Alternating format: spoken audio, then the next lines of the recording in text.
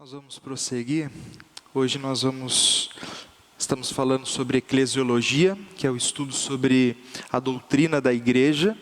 E hoje especificamente nós vamos falar sobre o governo da igreja. Então nós vamos tratar sobre aqueles que governam a igreja, quem são eles, os ofícios daqueles que dirigem a igreja, as qualificações para esse ofício, e também um pouco da eleição, da seleção desses governantes. E também vamos trabalhar a própria questão do governo, de como eles governam, dos sistemas de governos hoje presentes na igreja contemporânea, tá bom? E nós vamos estudar isso biblicamente. Então, falando de governo de liderança, o governo da igreja, nós temos que destacar em primeiro lugar a necessidade da liderança, onde na palavra de Deus nós podemos verificar que de fato é necessário ter um líder ou líderes à igreja do Senhor Jesus. Há segmentos religiosos, denominacionais, que não veem a necessidade necessariamente de um líder à frente da igreja. Existem segmentos religiosos que pessoas se sentem tocadas pelo Espírito, elas se levantam e elas falam à comunidade, mas não tem, por exemplo, um pastor na igreja. É realmente necessário pastores, presbíteros, lideranças, diáconos de uma forma geral? Então é sobre isso que nós vamos falar, a necessidade de liderança na palavra. A leitura do Novo Testamento deixa claro tal necessidade. Vejamos os seguintes fatos. Então vamos conversar sobre isso. Logo no início da vida das igrejas, fundos de assistência foram enviados de Antioquia para os presbíteros nas igrejas da Judéia. Então aqui mostrando essa realidade. Veja o texto.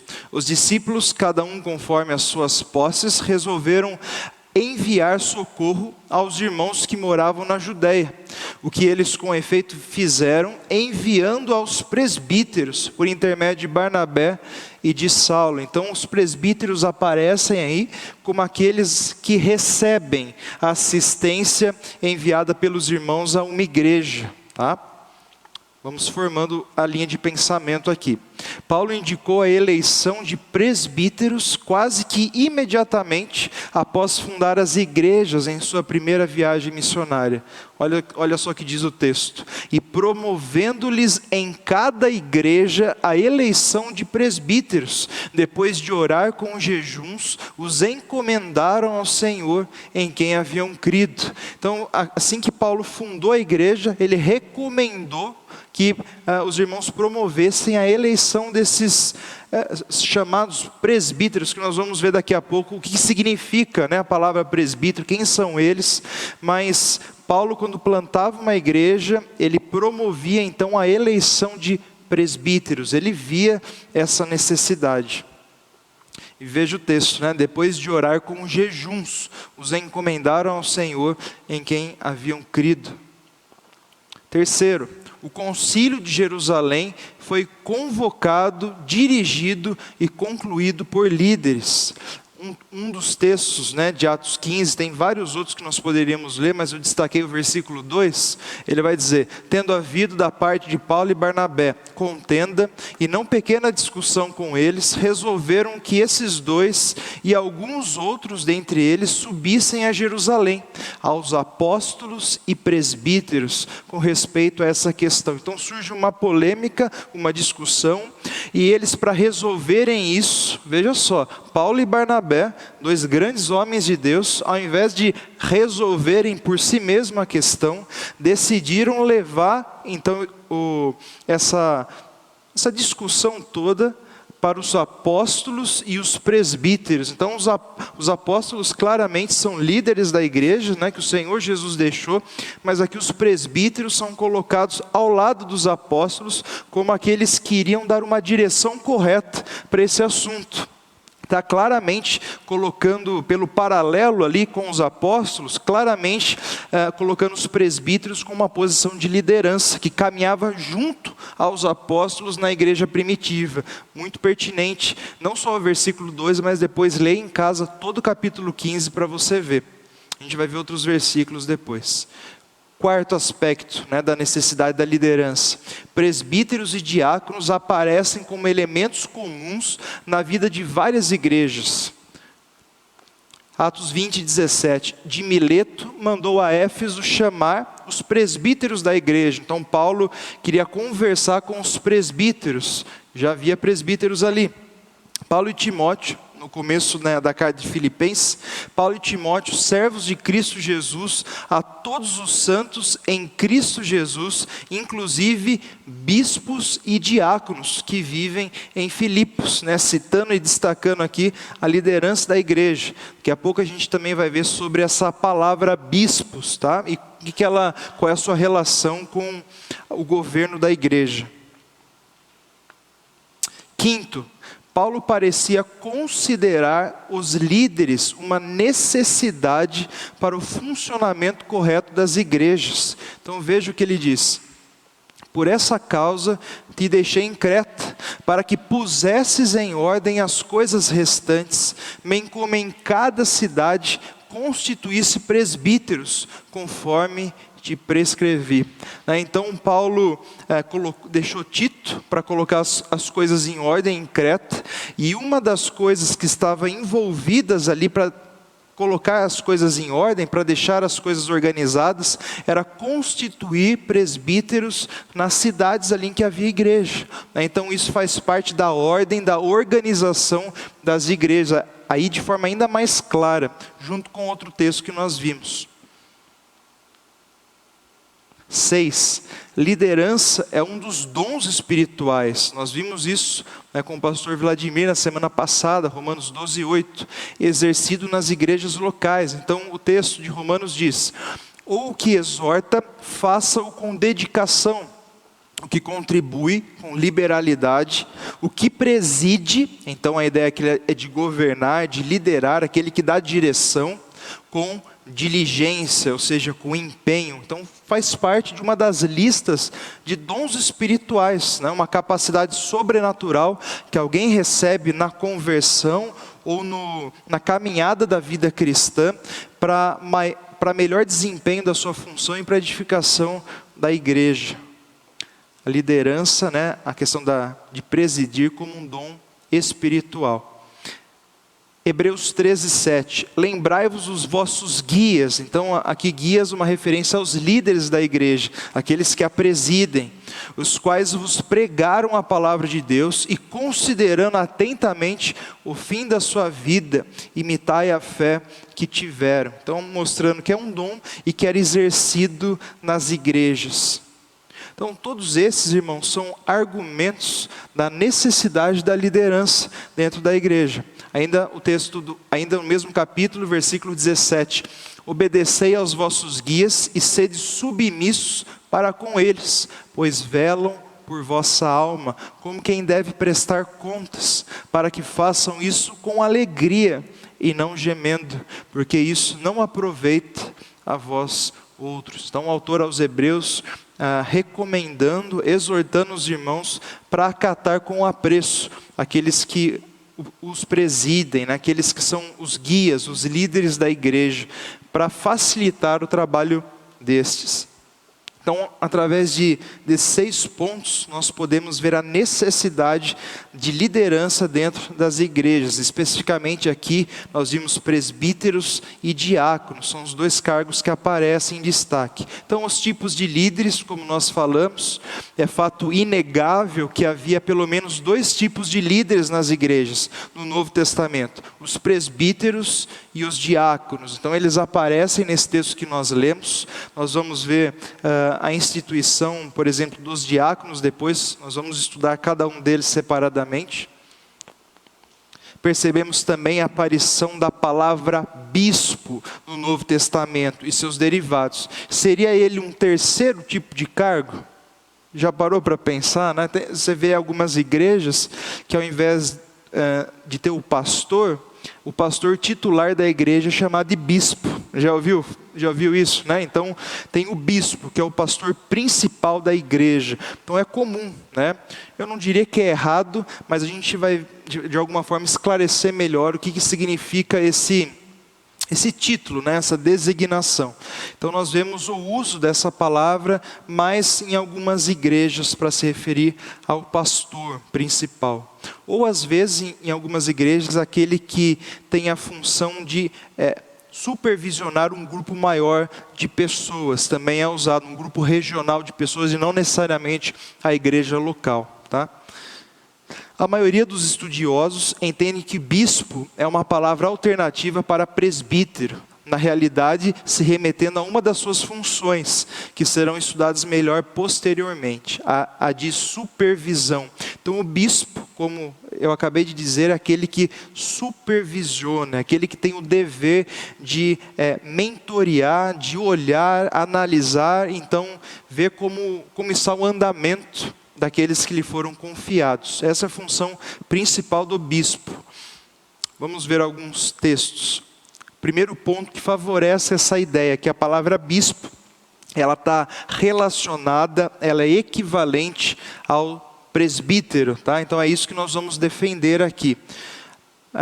A gente entende que a Bíblia fala a esse respeito de forma clara, que o bispo equivale ao presbítero. E já adiantando, presbítero não é apenas aqueles que no nosso caso são eleitos pela igreja, mas o pastor é também considerado um presbítero, né? Tanto na Bíblia como também na nossa denominação. Então nós temos os presbíteros regentes, que são aqueles eleitos pela assembleia, pela nossa comunidade, e nós temos os presbíteros docentes, né? São assim designados na nossa Constituição, que no caso são os pastores, né? A ideia daqueles que são dedicados ao ensino. Por essa causa te deixei em Creta. Então o mesmo texto que nós vimos, mas nós vamos ver os versículos posteriores também. Para que pusesses em ordem as coisas restantes, bem como em cada cidade constituísse presbíteros, conforme te prescrevi. Alguém que seja, então ele fala as qualificações, aí eu pulei já para o versículo 7, porque é indispensável que o bispo seja irrepreensível como despenseiro de Deus. Então qual é a grande sacada aqui? Que ele usa a palavra presbítero em paralelo com a palavra bispo, claramente colocando os dois numa equivalência. Então ele só muda a palavra, mas ele se refere ao mesmo ofício, ao mesmo cargo. Então nesse texto fica muito claro que na mente de Paulo, tanto faz você chamar esse ofício em específico, né, de presbíteros ou de bispos. O segundo argumento em favor dessa questão. Quando Paulo chamou os presbíteros da igreja de Éfeso, ele os chamou de bispos posteriormente. Então aquele texto que nós vimos, de Mileto mandou a Éfeso chamar os presbíteros da igreja. Aí lá no versículo 28, lá embaixo ele vai dizer: atendei por vós e por todo o rebanho sobre o qual o Espírito Santo vos constituiu bispos, para pastoreardes a igreja de Deus, a qual ele comprou com seu próprio sangue. Então, mais uma vez aqui, Lucas narrando as palavras de Paulo, que ele chamou mais uma vez os presbíteros de bispos, né? Aqueles que supervisionam. E o texto fala outras coisas para nós também. A questão que os bispos, os presbíteros, têm a responsabilidade de pastorear a igreja de Deus. Terceiro argumento. Quando Paulo enumerou as qualificações para bispos e diáconos, 1 Timóteo 3, do 1 ao 13, não mencionou os presbíteros, embora saibamos por 1 Timóteo 5, 17, que a igreja possuía presbíteros. Então quando ele vai falar das qualificações, tanto dos bispos e dos diáconos, em 1 Timóteo 3, ele não fala presbíteros, ele já fala bispos. Ele fala quem almeja ao episcopado, excelente obra almeja. Então o episcopado é a posição que o bispo ocupa. Então é uma palavra que está conectada, com a palavra bispo. Mas nós sabemos que essas igrejas que Timóteo cuidava possuíam presbíteros, porque isso é dito em 1 Timóteo 5, 17. Então mais uma vez fortalecendo esse argumento. Isso seria uma forte indicação de que a nomenclatura bispos e presbíteros refere-se ao mesmo grupo. distinção, dons e cargos. Esse é outro aspecto importante de nós falarmos. Então, primeiro nós falamos da necessidade de liderança, dos tipos de liderança, né? Os dois principais, os presbíteros e os diáconos. Lembrando que presbíteros também encaixam a função do pastor, né? E a diferença então agora de dons e cargo, como diferenciar, é a mesma coisa, não é? Qual a relação entre os dois? Isso confunde muito, então é importante a gente dar uma palavra aqui nesse sentido para esclarecer os irmãos sobre esse aspecto. É muito comum haver confusão entre os dons que Deus concede na vida do cristão e os cargos que ele pode ocupar na organização da igreja. A habilidade de pastorear e tudo que ela envolve, inclusive de dons espirituais relacionados a ela, podem estar sobre a vida de muitos cristãos, até mesmo mulheres. Todavia, o cargo do pastorado é uma posição de liderança na igreja que nem todos esses ocupam ou podem ocupar. Então, é um exemplo que a gente citou aqui para tentar explicar essa diferença de dons e cargos, né? Então, você tem pessoas que têm esse dom, essa habilidade de pastorear pessoas, de cuidar de pessoas, de acompanhar pessoas. Você tem isso não só em homens, mas você tem isso na vida de mulheres, essa habilidade excepcional dada pelo Espírito. E não necessariamente todas essas pessoas que possuem esse dom, essa habilidade, vão ocupar um cargo referente a ela. Percebe? E nem podem ocupar. Nós sabemos na nossa denominação que as mulheres não podem ter o ofício de pastoras. E isso não significa dizer que elas não pastoreiam. Percebe a diferença? Então tem o cargo de pastor e tem o dom de pastorear. O dom, ele pode ser exercido por qualquer pessoa a quem o Espírito concede. Na verdade, todos nós somos chamados em algum nível em pastorear vidas. Quando Jesus falou para nós fazermos discípulos, batizando-os em nome do Pai, do Filho e do Espírito Santo, fazer discípulos é pastorear vidas, é caminhar ao lado de pessoas, é de nos empenhar para moldar nelas o caráter do Senhor Jesus. Então todos nós fomos chamados, como eu disse, para pastorear vidas em algum nível. Só que tem pessoas que têm o dom, uma habilidade que excede o senso comum de fazer isso, que é dado justamente pelo Espírito, que seria essa uma definição de dons espirituais, como nós vimos, tá? Então, é um exemplo para você, de alguma forma, tentar separar dons e cargo. Uma pessoa pode ter certo dom espiritual, mas não ocupar um cargo na igreja local que corresponde ao uso desse dom. Por exemplo, outro exemplo, os diáconos são aqueles chamados para servir. Tanto é que a instituição do diaconato foi justamente trazida à tona por causa de uma necessidade de servir as mesas, das viúvas dos helenistas que estavam sendo omitidas por causa da sobrecarga do trabalho dos apóstolos ali na igreja primitiva. Então vem à tona a necessidade de ter alguns irmãos que pudessem fazer esse serviço, esse papel, para facilitar o trabalho dos outros líderes da igreja. Então, os diáconos são chamados a servir, e servir é um dom espiritual. Então veja, novamente aqui a questão. Com certeza todos foram chamados para servir. De todos que foram chamados para servir, tem um grupo que possui o dom espiritual do serviço, que fazem isso com uma intensidade, uma força ainda maior. E dentro desse grupo, tem um grupo mais específico ainda, que são aqueles que ocupam um cargo correspondente, que usa esse dom do serviço, que, por exemplo, são os diáconos. Então, acompanharam aqui meu raciocínio? Então, é importante a gente ter isso esclarecido na nossa mente, essa distinção. Todavia, aqueles que ocupam um cargo, como por exemplo, presbítero ou diácono, devem possuir e desempenhar os dons relacionados a esse ofício. Então, se por um lado, existem pessoas que têm o dom de serviço e não são diáconos, por outro lado tem outra questão. todos os diáconos é para terem o dom de serviço. Se espera-se de um diácono que ele tenha o dom de serviço. Tanto é que para alguém ser recomendado para se tornar diácono, ele tem que ser reconhecido por ter dons relacionados a esse ofício, tá? Então, isso é importante destacar. Assim como o presbítero em outros dons que abrange esse ministério, como nós vamos ver depois. Está muito perto? Tem que pôr mais longe? Assim, melhorou?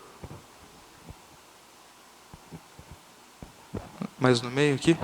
Sim? Tá bom? A gente está testando aqui, então desculpa aí os ajustes. Não deve-se olhar para o presbiterado como uma evolução do diaconato, mas como ofícios diferentes, com funções diferentes. Então esse é outro engano que muitas vezes se acha na igreja. Então a pessoa, ela começa como diácono, aí ela evolui para presbítero, Muitas pessoas têm essa mentalidade. Eu vou querer começar como diácono para depois evoluir para presbítero. Na verdade são coisas diferentes. Não tem nada de errado alguém ser diácono e se tornar presbítero. Nada de errado nisso.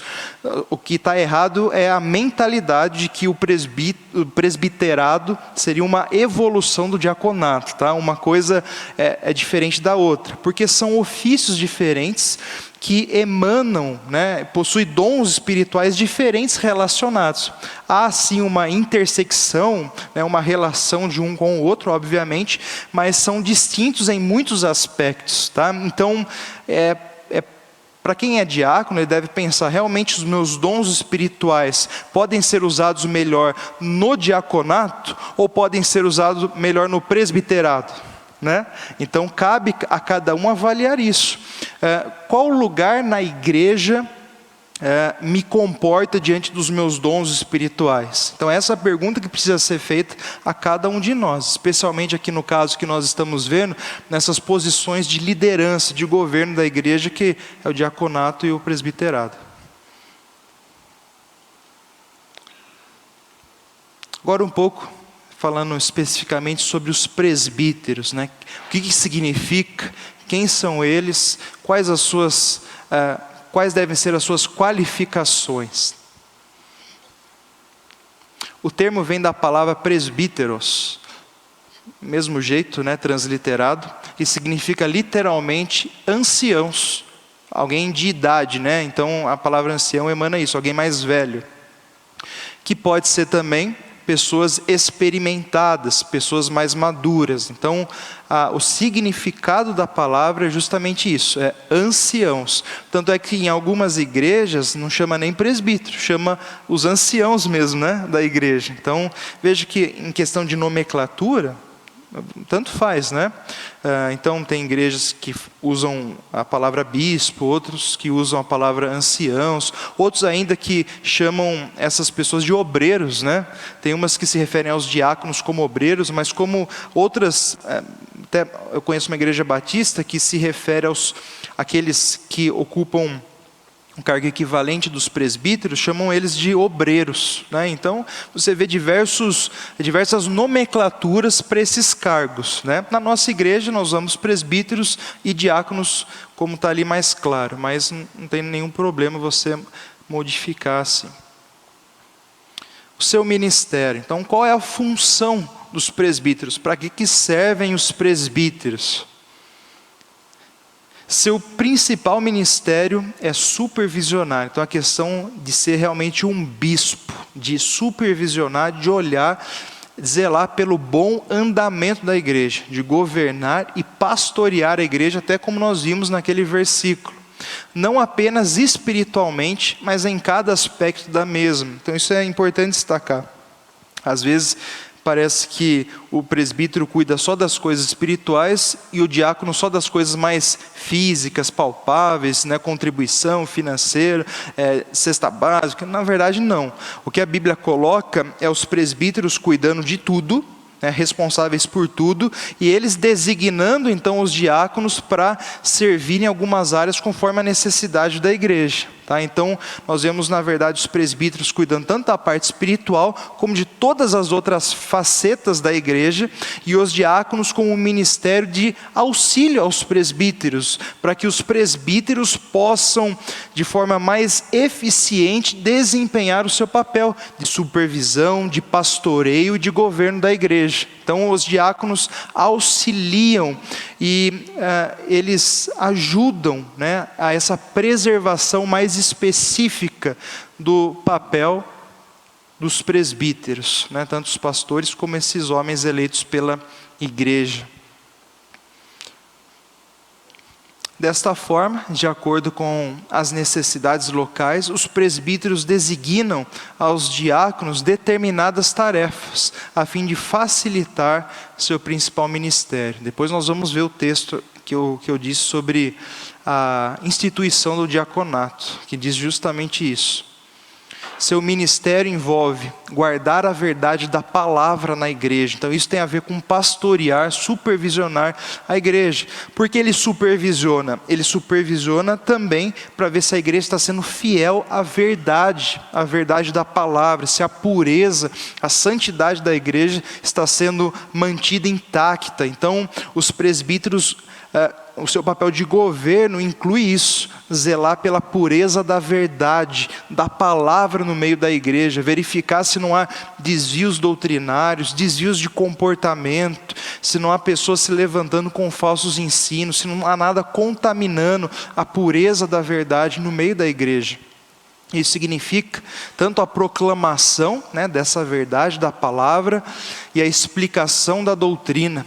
Por isso os presbíteros devem ser capazes de ensinar. Se você vê uma das qualificações, como nós vamos ver a seguir, é que eles sejam aptos para o ensino. Eles devem conhecer bem a palavra da igreja, a palavra de Deus, as doutrinas da igreja, para poder tanto confrontar aqueles que falam falsos ensinos, como também para instruir a igreja na verdade. Então todos devem ser aptos a ensinar. Isso não significa que todos necessariamente têm que ter o dom do ensino, mas eles têm que ser capazes, tá? Essa é a ideia aqui da palavra apto. Eles devem ser capazes, por causa do conhecimento, da maturidade espiritual, de ensinar, de exortar e de repreender pelo reto ensino. Esses devem conhecer bem as doutrinas da nossa fé e serem capazes de explicá-las e defendê-las apropriadamente. Suas qualificações. A palavra diz, então 1 Timóteo 3, do 1 adiante, fiel é a palavra. Se alguém aspira ao episcopado, então essa palavra está relacionada com bispo, mas significa a mesma coisa que presbiterato. Tá? É o ofício de presbítero. Excelente obra almeja. Então veja que essa expressão coloca esse ofício como uma obra acima das outras. É uma obra excelente. É necessário, portanto, que o bispo seja irrepreensível. Enfim, ele vai começar a falar todas as outras qualidades que um bispo, né, um presbítero deve ter. Mas eu coloquei um destaque aqui em negrito, né, relacionado à palavra irrepreensível. Então, se ele almeja uma excelente obra, ele precisa ser excelente, né? Então um destaque aqui interessante: a excelência da obra exige excelência do obreiro. Essa é a ideia de Paulo, quando ele usa a primeira qualificação do presbítero, ele fala, o presbítero seja irrepreensível. O que é ser irrepreensível? Não é ser perfeito, sem falha, porque ninguém é, e seria desleal cobrar isso de alguém, que a pessoa nunca pecasse, nunca falhasse. Mas irrepreensível é aquele que ao falhar, ao pecar, ele vai e acerta o seu erro. Ele tem humildade, responsabilidade, diligência com a palavra para reparar os seus erros, pedir perdão a quem deve, acertar as suas dívidas com as pessoas, não só financeiras obviamente, mas dívidas de amor, de perdão. E assim ele se mantém irrepreensível. Alguém que você não pode chegar e o acusar de alguma coisa, porque tudo está em ordem na sua vida, porque ele deixa em ordem mesmo quando erra. Então, uma ilustração seria aquele que não deixa um fiozinho solto na sua roupa. Já viu aqueles fiozinhos que ficam soltos, aí você puxa, descostura tudo a roupa, né? Então, seria alguém que apara todos os fiozinhos, não deixa nenhum solto para alguém vir e puxar. Ele deixa tudo aparado, bonitinho. Então seria uma ilustração para a gente tentar entender melhor o que é ser irrepreensível. Por isso que ele começa com essa qualificação, porque é uma qualificação que engloba de uma forma geral todos os aspectos na vida de um obreiro. Você vai ver que tanto é cobrado do presbítero como do diácono ser irrepreensível, deixar tudo em ordem na sua vida para que ninguém tenha alguma acusação contra ele. Nós vamos ver que esse homem, ele deve ter tanto bom testemunho dos de dentro da igreja, como perante a sociedade, como os de fora. Então, se remetendo justamente a essa ideia, isso fica claro. Aquele que almeja o episcopado, excelente obra almeja, é uma obra excelente, é uma obra que se destaca das demais. Por isso, o bispo precisa ser excelente, para refletir a dignidade daquilo que ele está abraçando. Então há uma cobrança, uma responsabilidade que é dada, que é colocada sobre as costas de quem ocupa esses cargos de liderança, do presbítero, do diácono. Ele precisa ser alguém que reflete a excelência, a dignidade do ofício a que ele está se dispondo a ocupar.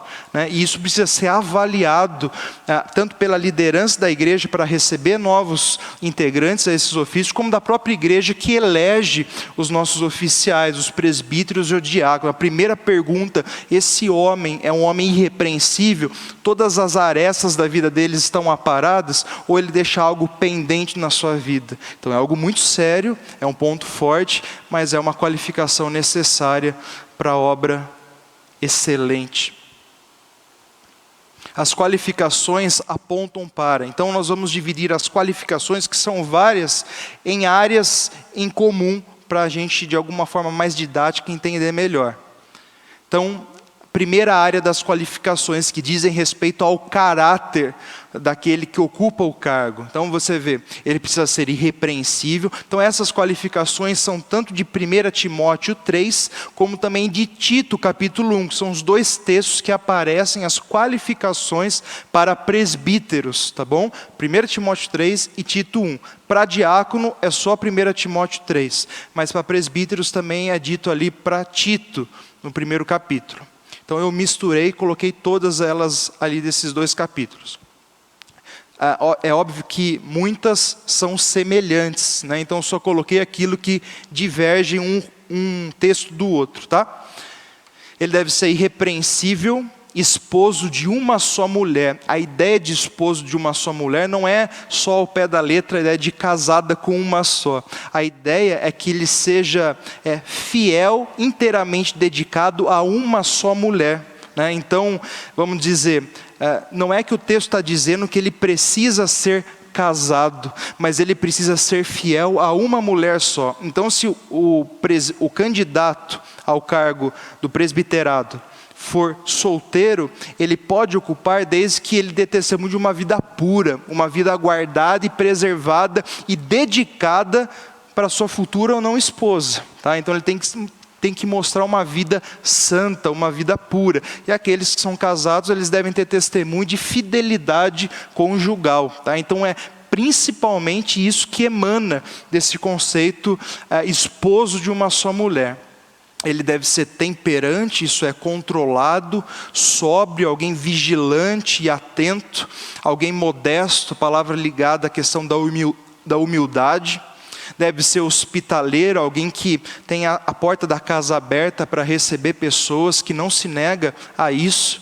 Ele deve ser apto para ensinar. Então aqui é a expressão que nós destacamos, alguém capaz de, pelo uso das escrituras, exortar, repreender e ensinar as pessoas. Ele precisa conhecer as doutrinas básicas da nossa igreja, para identificar o erro e para apontar a verdade. Não dado ao vinho, ou seja, não entregue, não escravizado à bebida alcoólica. Outro termo em paralelo que aparece sobre essa expressão, nesse contexto, é justamente não escravo de bebida forte. Então é a mesma coisa aqui, não dado ao vinho. não violento, né? Alguém que não se ira facilmente, alguém que não cria briga, alguém que não cria contenda, pelo contrário, mas cordato, a ideia de ser alguém cortês, gentil, que apazigua, não é aquele cara que joga lenha na fogueira, mas é aquele cara que apazigua, que luta para que haja paz entre os irmãos. Tá? Então, ele deve ser reconhecido por um sujeito que promove a paz, promove a união na igreja. Em outras palavras, um pacificador, né? Que é o paralelo de não violento. Inimigos de contendas, então outra palavra que favorece essa ideia. Alguém que evita contenda o máximo possível. Não avarento, né? Ele não pode ser alguém apegado ao dinheiro. Ele tem que ser alguém generoso, né? A ideia de hospitaleiro também envolve um pouco a ideia de ser generoso, de não ter medo de repartir o que tem. Então ele não pode ser alguém que ao testemunho das pessoas, seja alguém apegado aí ao dinheiro e que ama o dinheiro. A respeito da vida familiar do obreiro. Então veja que esposo de uma só mulher engloba o ponto 2, a vida familiar, mas também é o caráter, porque a gente está falando de fidelidade. Então, esposo de uma só mulher pegaria os dois aí, né? E que governe bem a própria casa, criando os filhos sob disciplina, com todo respeito, pois se alguém não sabe governar a própria casa, como cuidará da igreja de Deus? Essa pergunta retórica de Paulo mostra para nós que a casa de um candidato a ocupar um desses ofícios deve ser a medida de análise para ver se ele está apto a ocupar e gerenciar uma casa maior. Aquele que não é fiel na sua pequena casa, não vai ser fiel na grande casa, que é a casa de Deus. Então, é isso que está por detrás das palavras de Paulo. Falando um pouco dos filhos, deixa eu colocar outra parte aqui também. Que tenha filhos crentes que não são acusados de dissolução, nem são insubordinados. Então essa palavra que tenha filhos crentes, há uma discussão a respeito da palavra crentes. Ela vem da palavra fé, pisteu.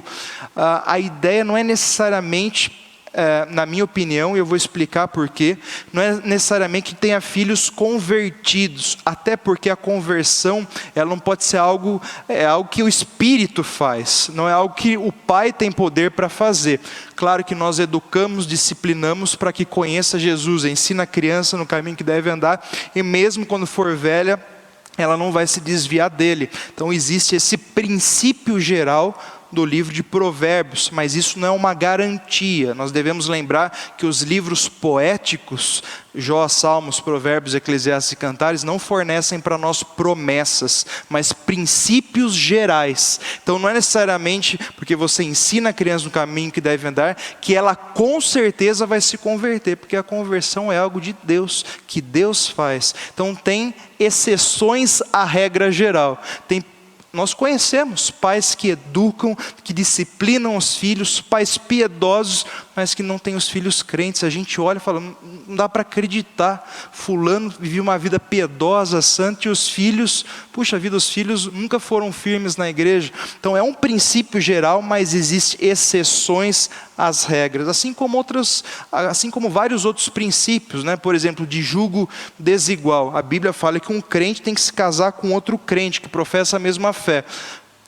A gente vê casamento mistos. E às vezes a gente vê mulheres que casam com homens incrédulos, por exemplo, que o homem se converte e depois fica uma bênção à família. São exceções à regra. A Bíblia fala, a maioria desses casamentos não vão dar certo, mas existem exceções à regra. Do mesmo jeito na questão dos filhos. Então por isso que, na minha opinião, nós não podemos entender crentes aqui como convertidos, mas como filhos fiéis à autoridade do pai. Percebe? Existe uma diferença grande aqui. Filhos que são obedientes, que estão debaixo da disciplina, da autoridade paterna. O que completa isso é justamente o que vem a seguir. Que não são acusados de dissolução, ou seja, de viver uma vida promíscua, lasciva, torta, né? Então, e não são insubordinados. Então, Ou seja, o contrário, são subordinados à autoridade do pai. Então, um contexto fortalece a ideia de que não necessariamente filhos crentes é uma obrigação de ter filhos convertidos, mas filhos que respeitam a autoridade do pai. E, obviamente, filhos que têm idade para morar na casa. Agora, tem pais que têm filhos mais velhos, aí já não é a responsabilidade do pai, né? Então, isso precisa ser também levado em consideração. Esses pontos, os filhos que estão debaixo da autoridade do pai. A maturidade espiritual, então existem qualificações que apontam para a maturidade espiritual do obreiro, são elas: apegado à palavra fiel. Então, quem almeja ao presbiterato precisa ser alguém que ama a palavra de Deus. Ele tem que ter testemunho e vida de que alguém que lê, estuda, se dedica. Veja, irmãos, as qualificações para presbíteros, para diáconos, é uma cobrança para todos nós. Percebe isso? Todos nós temos que ter tudo isso. A Bíblia aponta para isso. Se você não tem uma dessas coisas, você está em pecado. Mas o presbítero e o diácono, mais do que todos, precisam estar em dia em todas estas coisas. Há uma cobrança ainda maior, porque Tiago fala, no capítulo 3 da sua epístola: irmãos, não quereis ser muitos de vós mestres, sabendo que sobre os mestres terá um rigor, um juízo maior. Então, aquele que almeja uma obra excelente precisa ser excelente, e há uma cobrança de Deus maior sobre aqueles que têm uma influência mais acentuada sobre a vida de um maior grupo de pessoas. Então, isso é claro na Bíblia, né? Quanto mais for dado a você, tanto em termos de dons como de influência, mais será cobrado, tá? Então, por isso, essa questão de que, embora tudo isso seja cobrado de todos os cristãos, há uma cobrança mais assídua, mais específica, mais firme ainda sobre a vida daqueles que almejam esses ofícios. Ele apegado à palavra fiel, que é segundo a doutrina, de modo que tenha poder tanto para exortar pelo reto ensino, como para convencer os que o contradizem. Então veja, ele tem que saber bem a palavra de Deus a ponto de poder doutrinar as pessoas, discipular pessoas, como também para identificar e então repreender aqueles que defendem e pregam a mentira. Então ele precisa ter esse apego à verdade para ter essa sensibilidade espiritual. O presbítero mais do que ninguém. Não seja neófito, né? Então a ideia de neófito é alguém novo na fé. É isso que significa a palavra. Então não é recomendado que o presbítero seja alguém novo na fé. Tanto é que o próprio nome presbítero, como nós vimos, se refere a um ancião, não necessariamente de idade, mas alguém que já tem uma caminhada com Jesus, né? É bom colocar aqui que maturidade espiritual, muito mais do que tempo, tem a ver com decisão que nós tomamos. Então é preciso estar sensível a isso também. Mas deve ser alguém não novo na fé, alguém já experimentado, alguém que tem experiência, para não suceder que se ensoberbeça e incorra na condenação do diabo, que foi justamente a soberba, a arrogância. Ele quis ser igual a Deus. Então Paulo está falando que pessoas imaturas na fé têm uma tendência de vanglória e de soberba maior do que aqueles que já são experimentados. É isso que nós entendemos por esse versículo. Pode-se correr o risco do ofício subir a cabeça a ponto da pessoa pensar que ela é melhor do que os demais, tá? Era justamente isso que estava acontecendo na realidade de Tiago. Porque ele fala para que muitos dos seus leitores não se tornassem mestres. Porque muitos estavam querendo ser mestres por causa do prestígio de se tornar mestres. O mestre naquela época era, ainda hoje, mas naquela época ainda mais, era valorizado, ele era visto pelas pessoas com olhos diferentes. Por isso muitos queriam ser mestres, para serem vistos de forma diferente pelas pessoas. Aí entra a exortação de Tiago: não queiram muitos de vós ser mestres, porque há um rigor maior para com esses, né? Está no próprio contexto do uso da língua, né, que Tiago fala, então está tudo relacionado. Ainda na vida espiritual, não, é só isso. A vida comunitária agora, o quarto ponto. é necessário então que ele tenha bom testemunho dos de fora. Então, se ele deve ser irrepreensível, ele também deve ser irrepreensível não só perante a igreja, mas perante os de fora. Se a pessoa é irrepreensível aqui, mas não é lá fora, é o que Jesus fala, né? Aí acaba sendo um hipócrita, né? Porque a pessoa é uma coisa dentro da igreja e outra lá fora, ou uma coisa na igreja e outro dentro de casa. Então você precisa avaliar isso. Ele é alguém, a vida dele condiz com aquilo que ele aparenta na igreja. Então é necessário você, de alguma forma, conhecer a pessoa fora da igreja. Isso é muito importante, isso faz parte da análise das suas qualificações. Ele precisa ter bom testemunho dos de fora.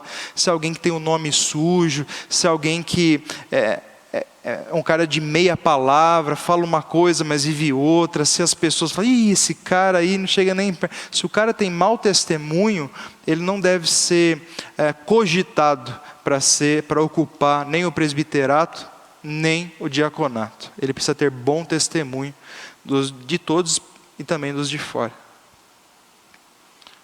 Sua seleção, sua eleição, como funciona isso? Então a Escritura não é clara a respeito da maneira exata como nós devemos selecionar então os presbíteros. Na igreja contemporânea, essa seleção está relacionada com o tipo de governo de cada igreja, como veremos posteriormente. Então nós vamos ver 3 tipos de governo, são os 3 tipos principais. Nós temos o episcopado, nós temos o modelo congregacional e nós temos um modelo representativo. Então, dependendo do modelo de governo que uma igreja adota, é a partir desse modelo de governo que vai haver a eleição e a seleção de presbíteros. No nosso caso, já adiantando alguma coisa, a nossa igreja presbiteriana, tem esse nome por quê? Porque ela é regida por presbíteros, né?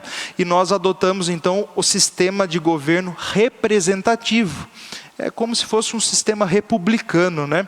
Onde a opinião dos irmãos da comunidade é defendida por um grupo de pessoas que são eleitos pela própria comunidade. Então essas pessoas eleitas representam o interesse dos membros no conselho da nossa igreja. Então essa é a ideia de sistema representativo.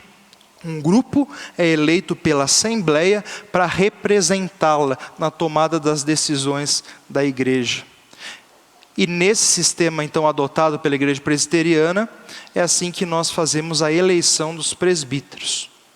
Todavia, vale ressaltar, seu tempo de serviço no ofício, embora não definido biblicamente, deve estar relacionado à sua fidelidade, às qualificações para o mesmo. A Bíblia não fala que uma pessoa pode ocupar o ofício de presbítero por X anos, não tem isso, mas tem as qualificações. Então, a nossa igreja adota 5 anos, né? Então, a cada 5 anos, vence o mandato do presbítero, ele tem a opção de concorrer de novo. Por que é isso? Para ele passar por uma nova avaliação e dar oportunidade para outras pessoas também. Tá? Então, é um modelo que a nossa igreja adotou como sendo algo mais justo. Então, a igreja também tem que estar sensível. Se há uma ruptura grande com as qualificações, o presbítero ele pode ser destituído do cargo. Tá? Mas também existe essa oportunidade a cada 5 anos da Assembleia reeleger ou não o presbítero, avaliando de novo, mediante o filtro, as qualificações da palavra. Ponto 2. Acerca da sua ordenação, percebe-se na Escritura um ritual de impor as mãos sobre esse, e algumas coisas que estão relacionadas à imposição de mãos. Você vê sobre isso, os apóstolos impuseram as mãos sobre os primeiros diáconos escolhidos, narrado no capítulo 6 de Atos. A igreja impôs as mãos sobre Paulo e Barnabé quando foram enviados em sua primeira viagem missionária. Os presbíteros impuseram as mãos sobre Timóteo, que era um pastor. Paulo alertou sobre a imposição precipitada das mãos, e fala para Timóteo, não imponha precipitadamente a mão sobre ninguém. O que ele está querendo dizer?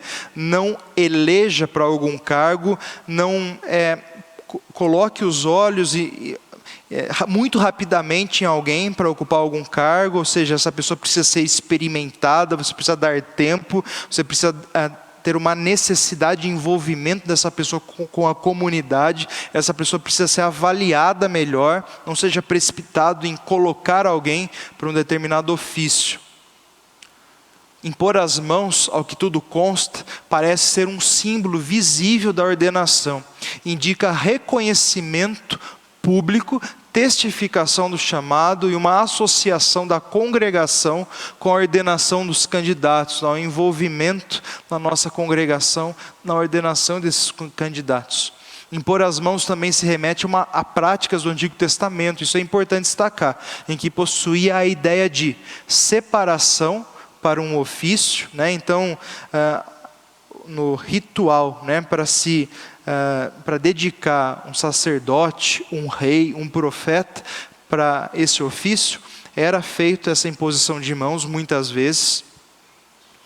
A bênção, né? Então, quando era para abençoar, então havia esse símbolo das mãos erguidas, era um sinal também de dedicação a Deus. Em Levítico fala, quando você ia oferecer o holocausto, você põe a mão sobre a cabeça do animal, entendendo que ele agora é dedicado a Deus. Nessa mesma ideia de Levítico, é a transferência de participação da ação, né? Então você está impondo a mão para encarregá-lo daquele ofício, transferir uma determinada ação, fazê-lo participante do ritual. Então, impor as mãos, existem todos esses aspectos relacionados.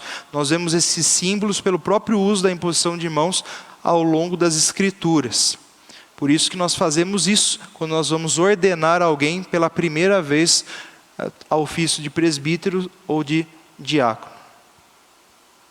Os diáconos, uma palavrinha, eu não vou repetir as coisas que nós já falamos, porque muitas são semelhantes, né, aos do presbítero, mas aquilo que nós não falamos ainda.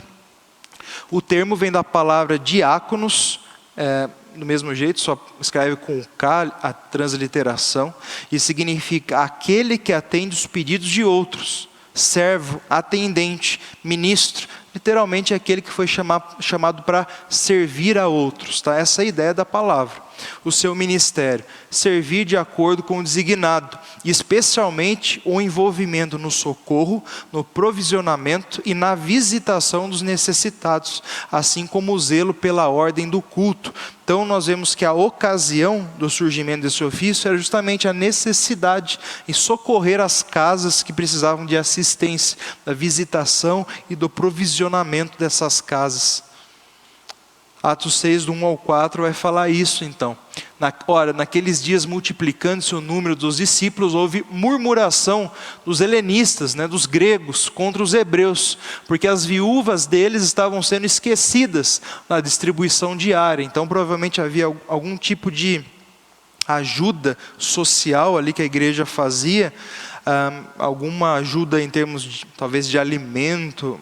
E por causa da sobrecarga do trabalho, havia um grupo que estava sendo negligenciado nessa distribuição. Então, ou seja, diante de tal necessidade, da sobrecarga do trabalho e do esquecimento decorrente dessa sobrecarga, os 12 convocaram a comunidade dos discípulos e disseram: não é razoável que nós abandonemos a palavra de Deus para servir às mesas. Então eles concordaram que eles não deveriam abrir mão da palavra e dos ofícios relacionados à palavra para se dedicarem mais em suprir essa necessidade de serviço, de assistência social, vamos dizer assim, mas também espiritual dessas famílias, mas mais nessa parte de alimentos, de provisionamento.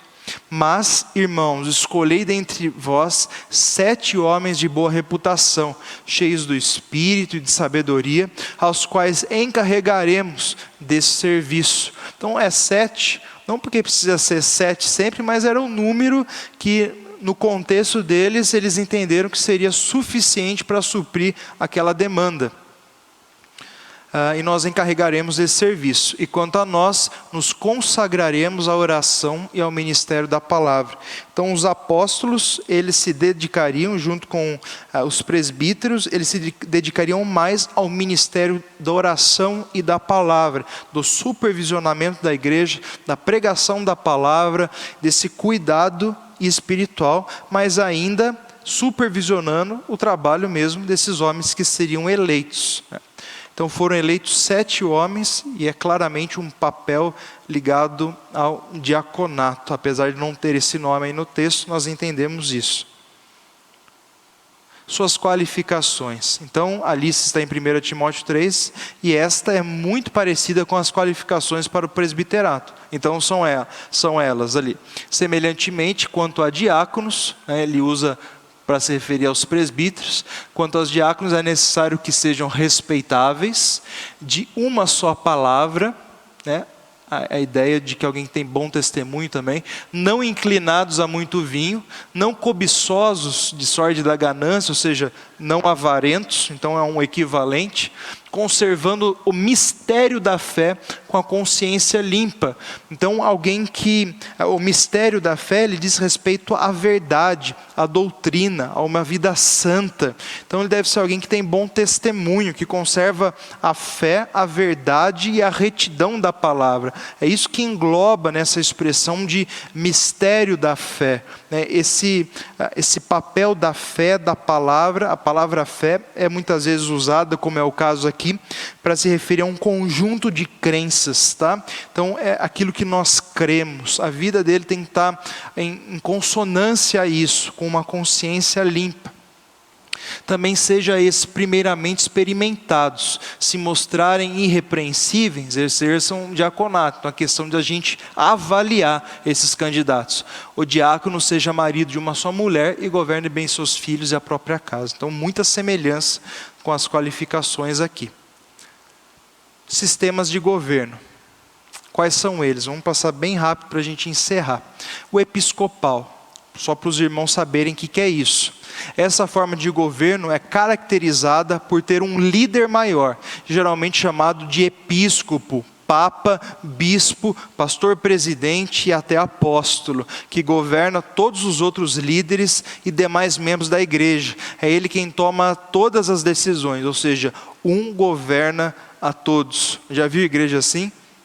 Infelizmente tem muitas, né? Eu digo infelizmente porque a gente vê bem mais pontos negativos do que positivos nisso, né? A maioria das igrejas neopentecostais e pentecostais são episcopais, quando o poder está centralizado na mão de um só.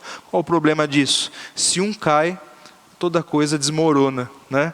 Então a pessoa está sozinha, tomando todas as decisões sozinhas. É claro que muitas vezes pede conselho, mas a chance da pessoa criar soberba, tomar decisão sem pedir conselho, errar, é muito grande. Fora a questão que muitos desses bispos são os donos da igreja, né? Vamos dizer, tudo que arrecada na igreja vai para ele. Isso é algo muito sério também.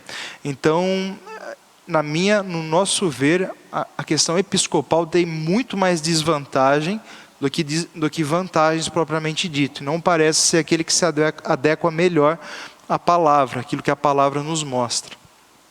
O congregacional, o que é? A principal característica dessa forma de governo eclesiástico é a participação de toda a congregação na tomada de decisões. Nada é decidido sem que antes tenha a aprovação da Assembleia e dos membros da igreja, ou seja, todos governam. Caso as igrejas batistas, as igrejas congregacionais, é o modelo que eles adotam. Então, aquilo que na nossa igreja é tomada decisão no conselho, aqui a gente teria que ficar reunindo a assembleia sempre, né, para ficar tomando as decisões. Existem pontos positivos, claro que existe, né? A igreja participa mais da tomada de decisões, só que existe bastante pontos negativos também. Imagina se nossa igreja, do tamanho que se a gente ficasse reunindo em assembleia, para ter um número suficiente de pessoas na assembleia, né? Reunindo 2 vezes por mês, ou talvez até mais, porque quanto mais pessoas para decidir uma coisa, mais tempo leva, porque você vai ter que ouvir quantas pessoas quiserem se inscrever para falar sobre um assunto. Imagina, um assunto 200 pessoas querem falar sobre ele, a gente vai ter que dar 5 minutos para 200 pessoas, veja aí quanto tempo gasta. Então, tem as suas vantagens, mas também a gente vê bastante desvantagem, principalmente em igrejas grandes, né? O sistema congregacional, sistemas de assembleia. sistema representativo, que é o que nós adotamos. Nesse regime de governo, alguns são eleitos para governar a todos, né? Então, o primeiro, um governa a todos, no outro, todos governam, e nesse, alguns, que são eleitos por todos, né, governam esse grupo. Então, a igreja presbiteriana, cremos será a forma de governo eclesiástico que mais se aproxima do modelo bíblico, é o governo do povo por meio de representantes, por ele escolhidos, um governo republicano. Calvino, em sua interpretação das Escrituras sobre esse assunto, considera também ser o governo representativo aquele que foi ensinado pelos apóstolos para a organização da Igreja de Cristo. Na Bíblia podemos encontrar facilmente os princípios norteadores e constituintes dessa forma de governo. Alguns exemplos, nós já lemos alguns textos, promovendo em cada igreja a eleição de presbíteros, né? Então, presbíteros eram eleitos ali. Tendo havido parte de Paulo e Barnabé, contenda e não pequena discussão. Então nós vemos o texto que nós já lemos, o caso sendo levado para quem resolver? Para toda a igreja? Não, para os apóstolos e para os presbíteros, né? Lembrando que esses presbíteros eram eleitos. Então você vê que tinha assuntos que não eram levados para toda a comunidade, eram levados para um grupo específico. E o próprio Atos 15, depois você vê que esse grupo chega a uma decisão que é instalada ali, então, na comunidade. Atos 15, 4 e 6. Tendo eles chegado a Jerusalém, foram bem recebidos pela igreja, pelos apóstolos e pelos presbíteros, e relataram tudo que Deus fizeram com eles. Então se reuniram os apóstolos e os presbíteros para examinar a questão. Houve uma reunião do conselho ali, né? Os apóstolos e os presbíteros ali reunidos para examinar o que estava acontecendo. Tito 1,5 fala também da organização da eleição dos presbíteros. Então, alguns textos nesse sentido. Irmãos, encerramos. Tinha outros assuntos que nós poderíamos falar. Eu gostaria de te falar sobre a questão de ordenação feminina, mas não ia dar tempo. É um assunto muito polêmico, vai muito tempo. Mas só para os irmãos saberem, a nossa igreja não entende que é bíblico ordenar mulheres para o ofício de pastores, de presbíteros, né? Aí envolve tanto os pastores como presbíteros, e nem de diáconos, as chamadas diaconisas, por exemplo, na IPI, na Igreja Presbiteriana Independente. Eles entendem que pode haver esse cargo para as mulheres, mas a nossa igreja não. Isso não significa que as mulheres não têm espaço. Na nossa igreja as mulheres podem ensinar e podem inclusive pregar, desde que elas estejam debaixo da autoridade da igreja e do seu marido. Então nós não restringimos o papel da mulher nem de pregar e nem de ensinar. Existem algumas igrejas presbiterianas que são um pouco mais conservadoras, fundamentalistas nesse papel, e restringe bastante a atuação da mulher. Tem igrejas presbiterianas que, embora a igreja como um todo permita na sua constituição a mulher ensinar e pregar, não ser pastora, mas ensinar e pregar, há igrejas que dizem que a mulher só pode dar aula para pessoas até 10 anos, mais do que isso ela não poderia. Então tem igrejas que são bem mais restritas aí no papel da mulher, tá? A nossa igreja não entende assim. Então é só uma pincelada para os irmãos saberem como nós entendemos isso. Vamos orar para nós encerrar? Vamos nos colocar